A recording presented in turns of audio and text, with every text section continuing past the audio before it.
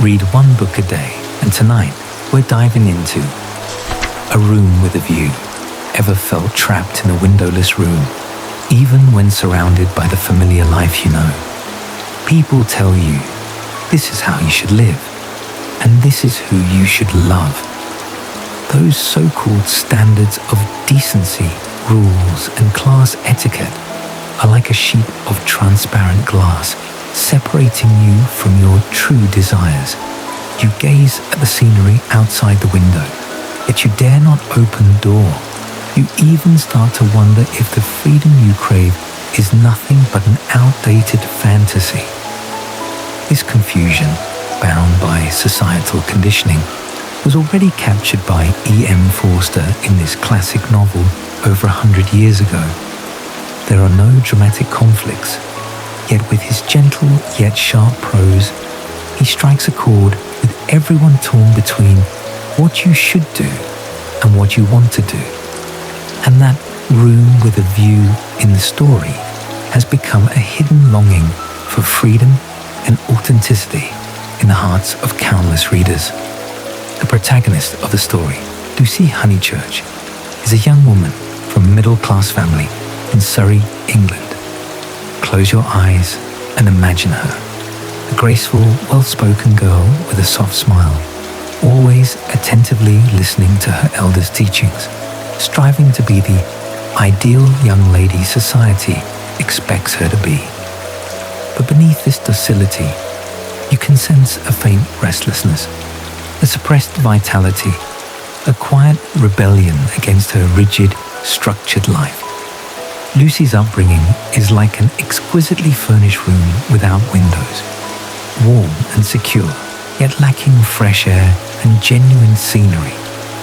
Her trip to Florence is her first step out of this familiar room, marking the beginning of her self-awakening. Accompanying Lucy on her journey is her cousin, Charlotte Bartlett. Charlotte is a devout follower of the Edwardian era's social mores, prim, rigid, and constantly on guard against any behavior that might be deemed indecorous. When the two arrive at their Florence hotel and find their reserved room with a view has been mistakenly given to someone else, forcing them into a dim room facing a courtyard, Charlotte's first reaction is not to stand up for their rights, but to spiral into awkwardness and indecision. She wants to claim what she's entitled to, yet fears confrontation would compromise the dignity expected of an English gentlewoman. This scene perfectly captures the spiritual predicament of the English upper middle class at the time. Shackled by the concept of propriety, they hesitated even to voice their most basic needs. Just as the two women are at a loss, a father and son from England offered to swap rooms with them. They are none other than George Emerson and his father. George's father is an open-minded liberal who cares little for class distinctions and treats everyone with sincerity and candor. George himself is a world apart from the English gentleman in Lucy's circle, passionate, straightforward, even a little wild, unafraid to lay bare his emotions and feelings. When the Emersons propose the room swap, Charlotte's first instinct is to refuse. She cannot comprehend this unconventional kindness and is even more worried that excessive contact with unknown gentlemen would tarnish Lucy's reputation. But Lucy's heart is stirred. She is grateful for George's kindness and simultaneously drawn to the unshackled vitality radiating from him. After moving into the room with the view, Lucy experiences the breath of freedom for the first time. Sunlight streams through the window, illuminating the ancient streets and church spires. The Arno River glimmers in the distance, and the air is filled with the scent of art and liberty. Here, she is no longer the obedient Miss Honeychurch, who must abide by every rule. She can freely admire art, converse with whomever she likes, and even express her true preferences without reservation. This newfound sense of liberation begins to thaw her long-closed heart. She starts to wonder, why must people in England be constrained by so many rules? Why can't genuine feelings be openly expressed? As Lucy spends more time with George, her inner turmoil intensifies. Unlike the other English gentlemen in her life, who always maintain a polite distance, George freely expresses his love for the scenery, his disdain for societal norms, and his unmistakable affection for Lucy. One day, as they stroll through the fields on the outskirts of Florence, purple flower fields ripple gently in the breeze, and sunlight wraps around everything in a warm embrace. George looks at Lucy, steps forward suddenly, and kisses her softly. This unexpected kiss is like a bolt of lightning, shattering the calm of Lucy's heart. In that moment, Lucy is overcome with conflicting emotions. Her first reaction is resistance and panic. According to the teachings she has received, such intimate contact between an unmarried young woman and a man is immoral and indecorous. She even sees George's gesture as an affront, a violation of her dignity. She pushes him away and flees in a fluster, reproaching herself repeatedly. How could I let this happen? I should have upheld the reserve of a lady. Yet at the same time, an unfamiliar thrill surges within her, the warmth of being understood and desired, the exhilaration of breaking free from constraints. She has to admit, George's kiss made her feel more alive and authentic than ever before. Charlotte soon notices Lucy's unusual behavior, and when she learns about the kiss, she is horrified. In her eyes, this is an unforgivable scandal that must be covered up at once. Disregarding Lucy's feelings, she insists on cutting the trip short and hurrying back to England with Lucy. On the day they leave Florence, Lucy stands by the hotel window, taking one last look at the sky visible from her room with a view, her heart filled with reluctance and confusion. She knows she is about to return to her familiar room, to be bound once again by the chains of etiquette.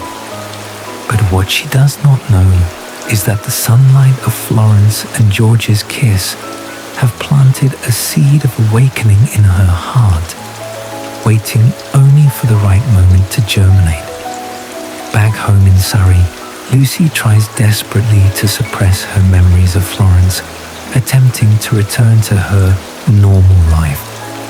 Her family begins arranging a marriage for her, and she soon meets Cecil Vyse, a suitor who meets everyone's expectations of an ideal partner. Cecil comes from an aristocratic family, elegant, erudite, wealthy, the epitome of an English gentleman. He behaves impeccably, speaks eloquently, and showers Lucy with what appears to be respect and adoration.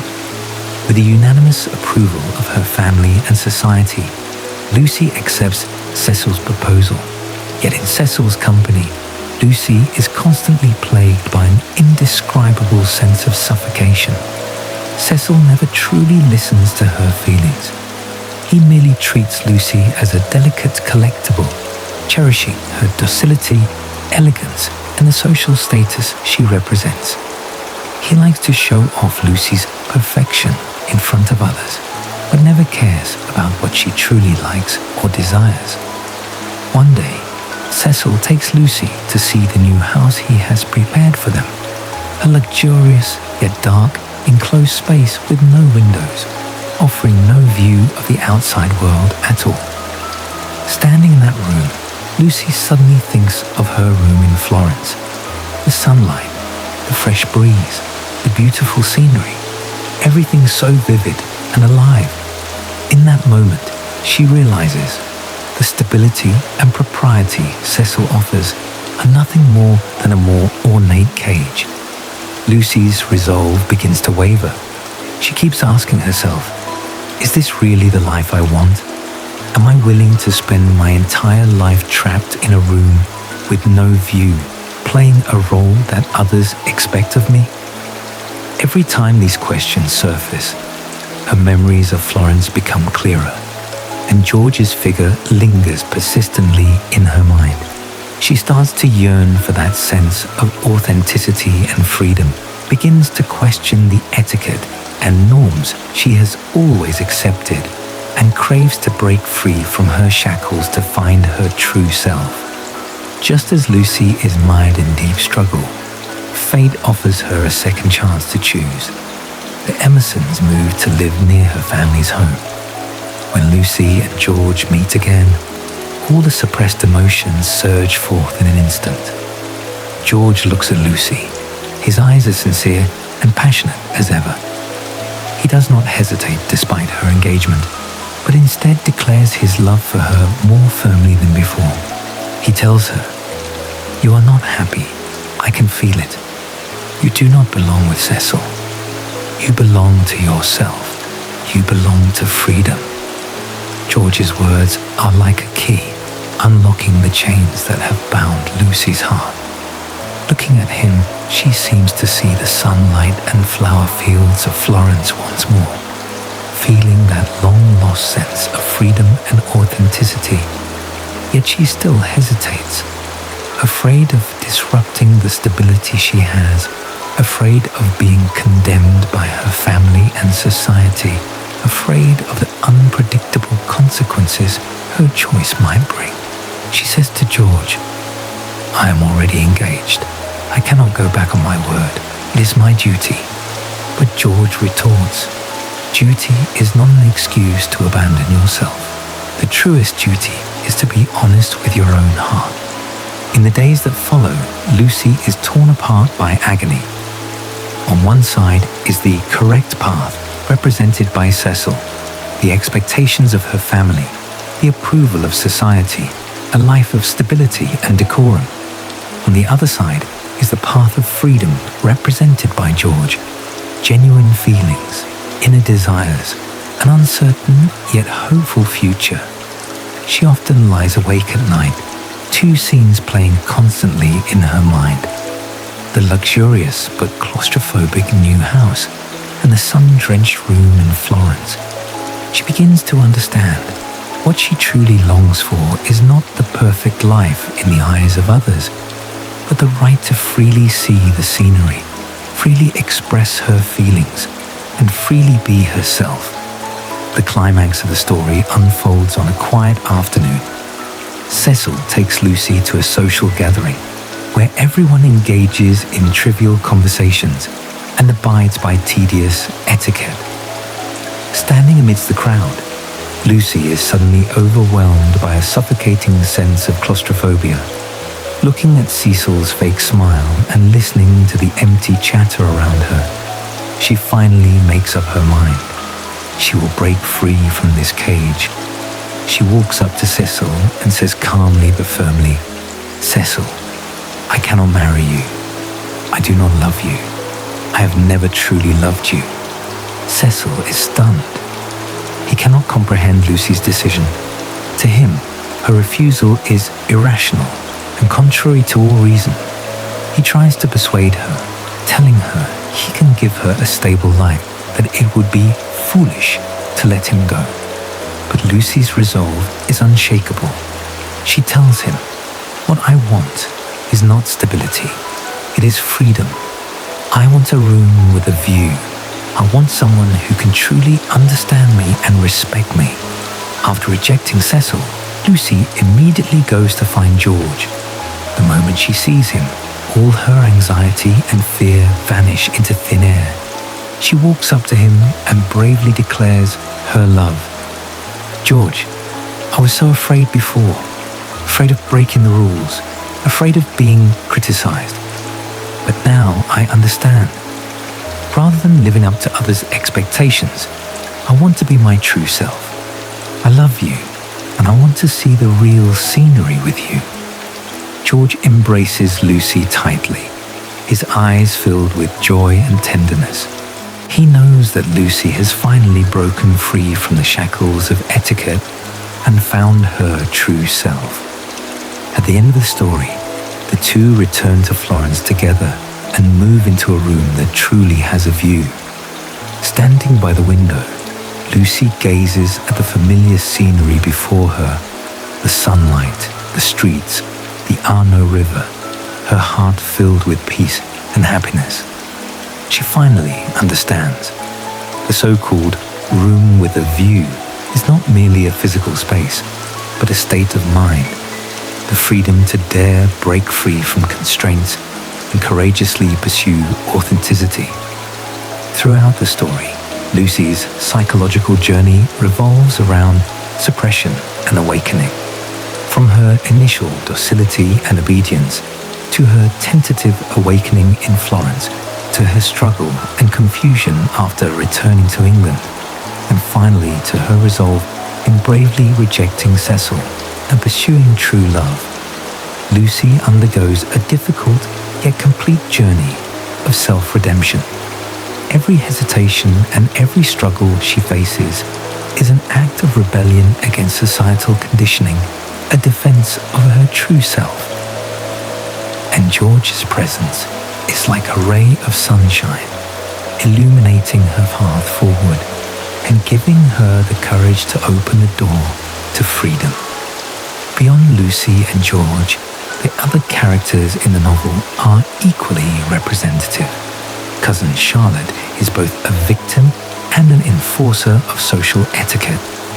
She spends her entire life trapped in the chains of propriety, never truly experiencing the joy of freedom. Cecil embodies class privilege and hypocrisy. Outwardly elegant, he is inwardly cold and selfish, incapable of respecting the feelings of others. George's father, on the other hand, is a symbol of freedom and open-mindedness. He always encourages people to bravely pursue their true selves, unshackled by class and etiquette.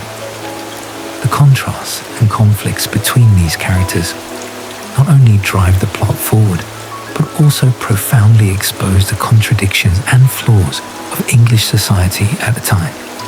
The scenery in the novel also carries rich symbolic meaning. The scenery of Florence represents freedom, passion, and authenticity, a catalyst that awakens Lucy's sense of self. In contrast, the enclosed rooms of England symbolize suppression, hypocrisy, and the constraints of etiquette, the cage Lucy longs to escape. The room with a view is essentially a spiritual metaphor. It symbolizes the longing for freedom and authenticity that resides in every person's heart, the pursuit of breaking free from constraints and realizing one's true value. On the surface, A Room with a View is a romantic love story, but beneath its layers lies a profound reflection on human nature, society, and the times. Through Lucy's journey of growth, Forster poses an eternal question to us. When caught between societal conditioning and inner desires, how should we choose? In Edwardian England, social etiquette was rigid and class barriers were deeply entrenched. People were bound by labels of propriety and duty, losing touch with their true selves. Lucy's struggle is the epitome of the spiritual predicament faced by countless people in that era. Today, we live in an era that seems far more free, without the burden of such tedious etiquette. Yet we still face similar dilemmas. Have we ever been held captive by the gospel of success, believing that only a high-paying job, a luxurious house, and a respectable relationship can constitute a worthy life? Have we ever hidden our true feelings to cater to others' expectations, playing the role of a perfect yet unhappy person? Have we ever been trapped in the invisible room of our comfort zone, knowing there is a broader world outside? yet too afraid of the unknown to take that first step. Lucy's story tells us, true freedom is not about breaking free from external constraints, but about unshackling the chains within our own hearts. The so-called propriety, duty, and expectations should never be excuses to abandon our true selves. Every person has the right to pursue authenticity, the right to see the scenery. Just like Lucy, even in the most suffocating of environments, even when faced with overwhelming pressure, as long as we hold fast to our inner desires and bravely take that first step, we can break free from the cage and find our own room with a view. This book also prompts us to ponder, what is the essence of love?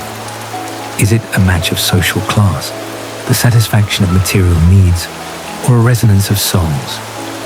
Cecil offers Lucy a life of decorum, but cannot give her understanding and respect. George, though lacking Cecil's wealth and status, can see the desires hidden in her heart, respect her choices, and connect with her on a soul-deep level. True love is not about binding each other, but about mutual fulfillment. It is not about changing one another, but about embracing each other's authenticity. Just like Lucy and George, they fall in love because of their authenticity and become even more true to themselves because of that love. Furthermore, the cultural collision depicted in the novel is highly enlightening. The freedom and passion of Florence stand in stark contrast to the suppression and hypocrisy of England. This reminds us that different cultures and environments shape different aspects of human nature. When we step out of our familiar surroundings and encounter different people and experiences, we often gain a clearer understanding of ourselves and a deeper appreciation of the world. The true meaning of travel lies not only in admiring the scenery, but in embarking on a journey of self-discovery. It was precisely that trip to Florence that awakened Lucy's sense of self and set her on the path of growth. For modern readers, A Room with a View is like a mirror, reflecting our own inner struggles and desires.